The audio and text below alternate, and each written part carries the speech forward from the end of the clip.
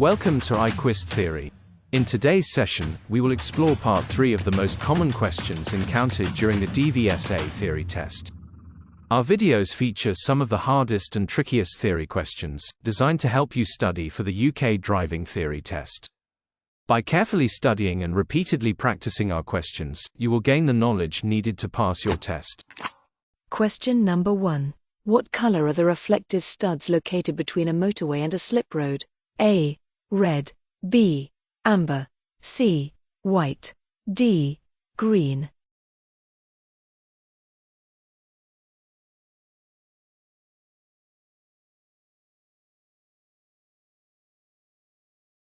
Answer A is wrong. Red studs mark the left edge of the road.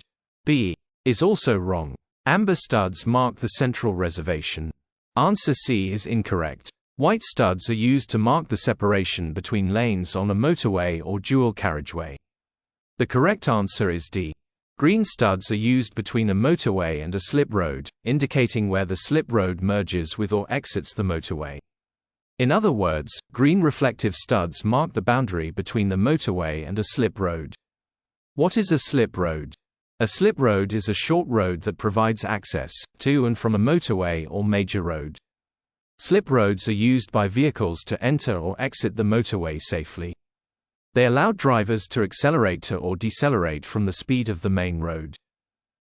Question number 2. What should you do when approaching traffic lights where red and amber are showing together? A. Take care because there is a fault with the lights. B. Stop because the lights are changing to red. C. Pass the lights if the road is clear. D. Wait for the green light.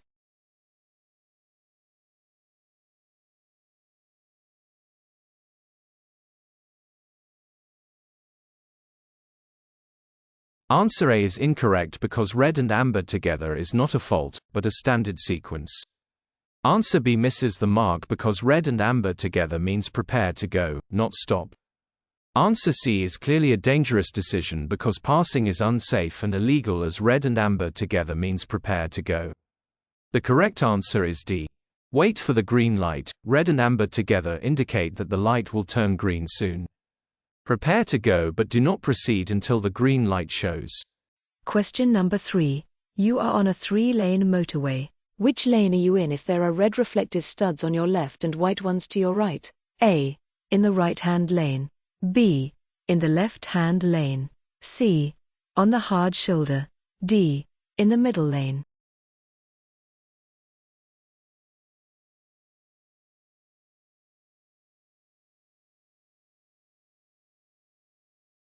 Answer A is incorrect because the right-hand lane would have white studs on the left and no studs on the right. Answer C is also incorrect because the hard shoulder would have red studs on the right. Answer D is wrong. The middle lane would have white studs on both sides. The right choice of answer is B. In the left-hand lane. The left-hand lane has red reflective studs on the left marking the hard shoulder and white studs on the right separating it from the middle lane. Red studs mark the left edge of the road, indicating the boundary with the hard shoulder. Amber studs indicate the central reservation, separating opposite directions of traffic on dual carriageways and motorways. White studs, separate lanes on the carriageway. Green studs mark slip roads and lay-bys.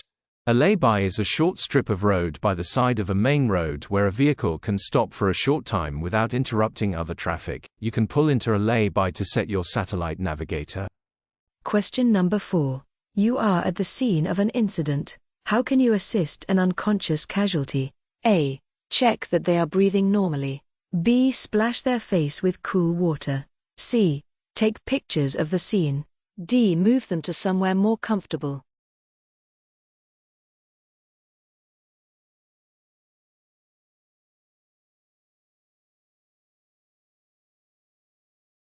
Answer B is not the right approach.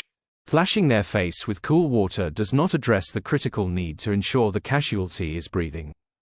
Answer C. Taking photographs will not help the situation in providing immediate aid to the casualty. Answer D is not the right thing to do. Moving an unconscious person can cause further injury, especially if there's a spinal injury. Answer A is the correct answer. Checking if they are breathing normally is essential to assess their condition and provide appropriate first aid, such as CPR if necessary. If the person is unconscious but still breathing, put them into the recovery position with their head lower than their body and call an ambulance immediately. Continue watching the patient to ensure they don't stop breathing and continue to breathe normally. Question number 5. Which vehicles are supposed to use the left-hand lane on a 3-lane motorway? A. Slow vehicles only. B. Emergency vehicles only. C. Large vehicles only. D. Any vehicle that isn't overtaking.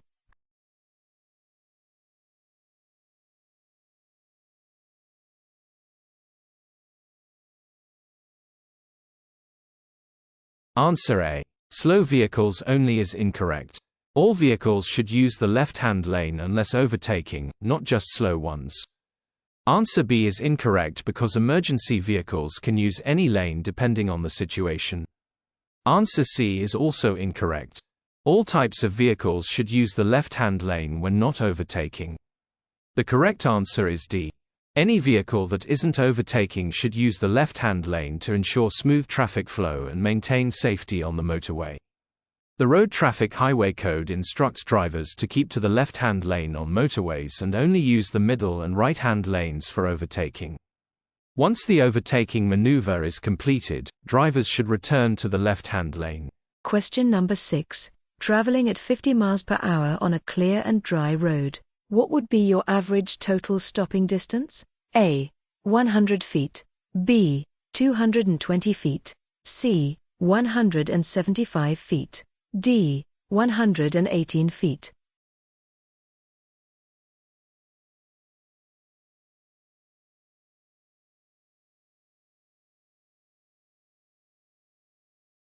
Answer A. 100 feet is too short and unrealistic for 50 miles per hour. Answer B. 220 feet is incorrect as it overestimates both thinking distance and braking distance for a vehicle traveling at 50 miles per hour on a clear and dry road.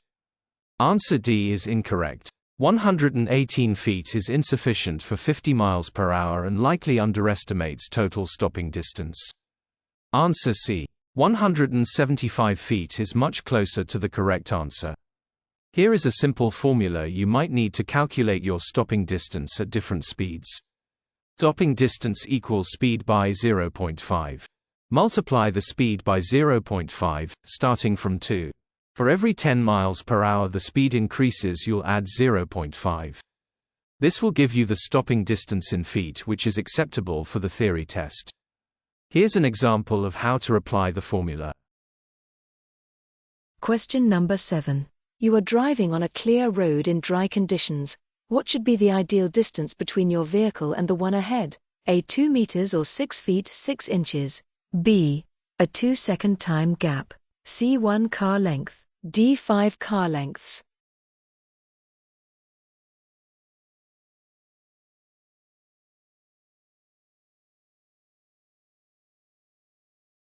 Answer A. 2 meters, 6 feet 6 inches, is too short for safe stopping distance at most speeds. Answer C. 1 car length is insufficient for safe stopping distance at higher speeds. D. 5 car lengths is unnecessarily long and reduces road efficiency. The correct answer is B. A 2-second time gap. A 2-second time gap adjusts for speed and provides sufficient distance to react and stop safely under dry conditions. Question number 8.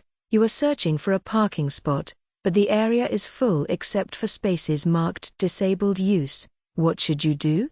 A. You can use one of the spaces as long as one is kept free. B. You can't park there, unless you are permitted to. C. You can use these spaces when elsewhere is full. D. You can park in one of these spaces if you stay with your vehicle.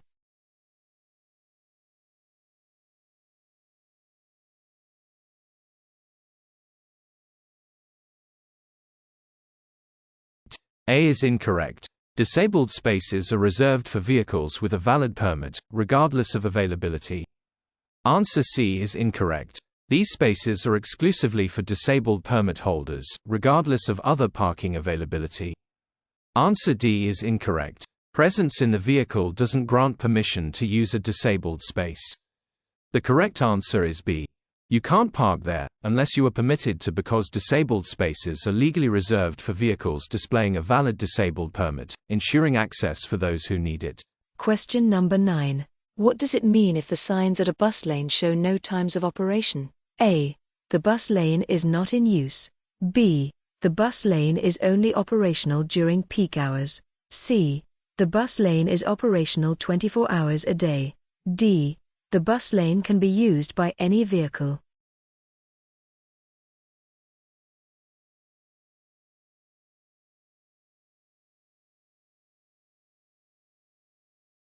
Answer A is incorrect because it implies no restrictions, which is not indicated by the absence of times. Answer B is also incorrect because no times of operation are specified. Option D is incorrect because a bus lane without times typically means it is reserved for buses at all times. The correct answer is C. The bus lane is operational 24 hours a day. If no times are shown on the signs, it indicates that the bus lane is in operation at all times, and only authorized vehicles, such as buses and possibly taxis and bicycles, can use it. Question number 10. Why is it dangerous to drive too close to the vehicle ahead? A. Your sat-nav will be confused. B. Your view of the road ahead will be restricted. C. Your engine will overheat. D. Your mirrors will need adjusting.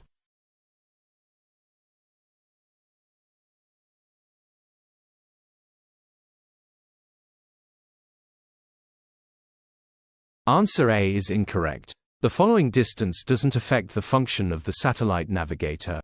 Answer C is incorrect. Engine overheating is unrelated to following distance. Answer D does not make sense. Adjusting the mirrors is independent of how close you follow another vehicle. The correct answer is B. Your view of the road ahead will be restricted. Driving too close limits your ability to see and react to hazards, increasing the risk of accidents. Question number 11. When may you overtake another vehicle on the left? A. When the vehicle in front is signaling to turn right. B. When approaching a motorway slip road where you'll be turning off. C. When the vehicle in front is signaling to turn left. D. When a slower vehicle is traveling in the right-hand lane of a dual carriageway.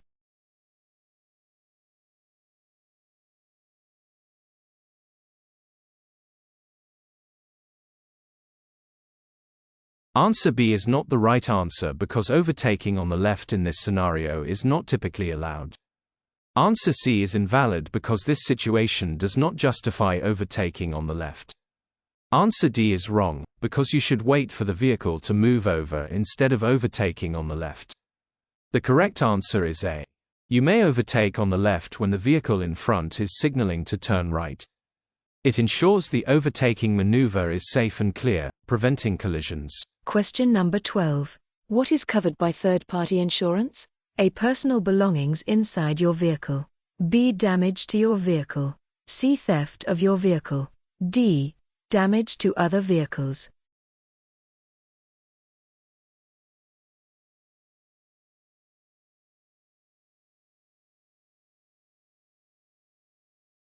Option A is inaccurate. Third-party insurance does not cover personal belongings. Answer B is incorrect. Third-party insurance does not cover repairs or damage to your own vehicle. For that purpose you need a different insurance cover. Option C is incorrect, considering the fact that third-party insurance does not cover the theft of your vehicle. The correct answer is D. Third-party insurance covers damages you cause to other people's vehicles or property, protecting you from having to pay for their repair out of your own pocket. Question number 13. What actions should you avoid while driving in windy conditions? A. Reduce your speed. B. Maintain both hands on the wheel. C. Driving near large vehicles. D. Stay vigilant for road debris.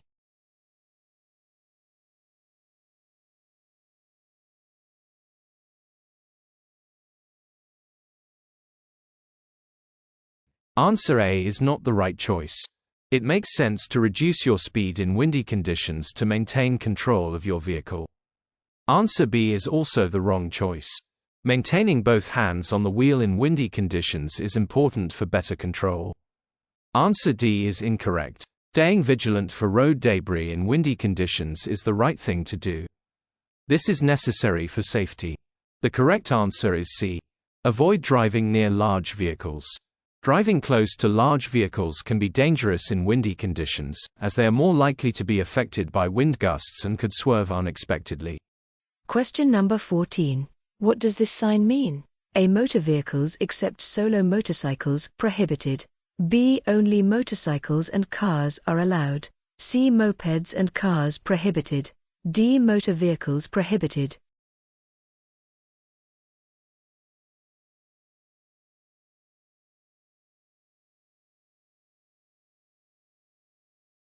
Answer A is incorrect because it does not allow both vehicles. Answer B is also incorrect because the sign says exactly the opposite.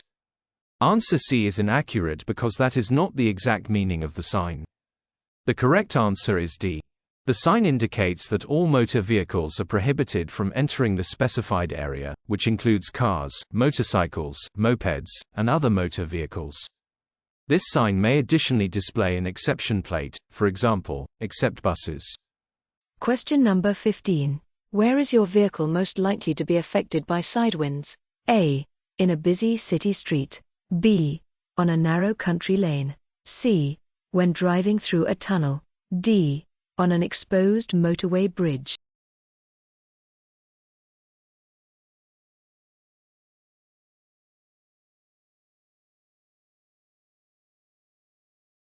Answer A is incorrect because buildings on busy city streets shield vehicles from side winds. Answer B is also incorrect. Surrounding trees and hedges on narrow country lanes usually provide wind protection. Choosing answer C does not make sense because tunnels protect vehicles from side winds and storms. The correct answer is D. On an exposed motorway bridge because there are no obstacles to block the wind, making vehicles more susceptible or vulnerable to side winds. Here are 5 crucial bonus questions you must review to ensure you pass your theory test. Bonus. Question 1. What do all triangular signs indicate? A. Mandatory instructions. B. Directions.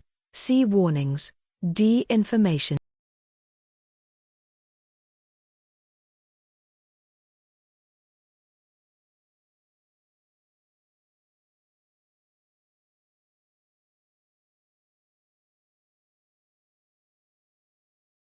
Bonus question 2. Who are diamond-shaped signs intended for? A. Cyclists. B. Pedestrians. C. Motorcyclists. D. Tram drivers.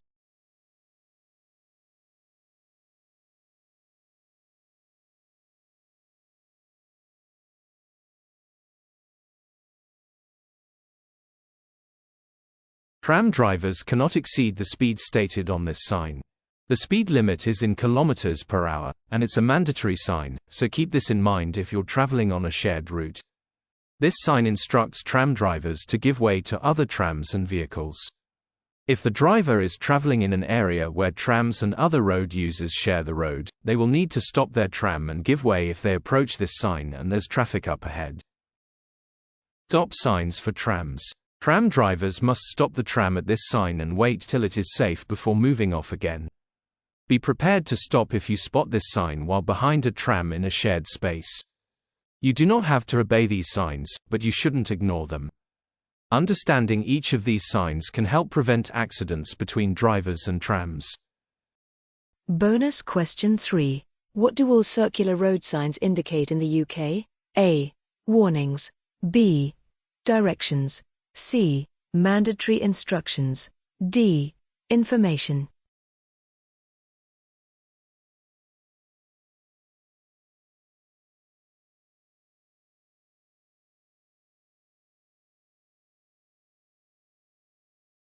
Circular signs are used to give orders, usually something that you must or must not do.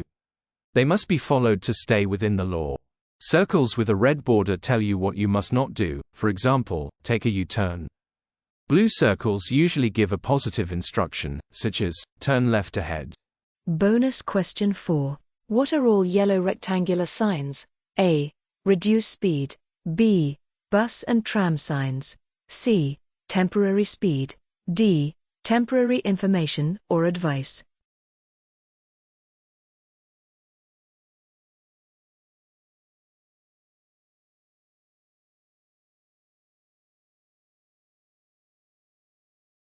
Rectangular signs provide information and guidance to drivers, displaying important details such as directions, routes, distances, and locations. These signs can be yellow, white, blue, green, or brown in color. Bonus question 5. What do brown road signs mean in the UK? A. Warning of potential hazards. B. Directions to tourist attractions. C. Indicating a motorway. D. Indicating a hospital or emergency services.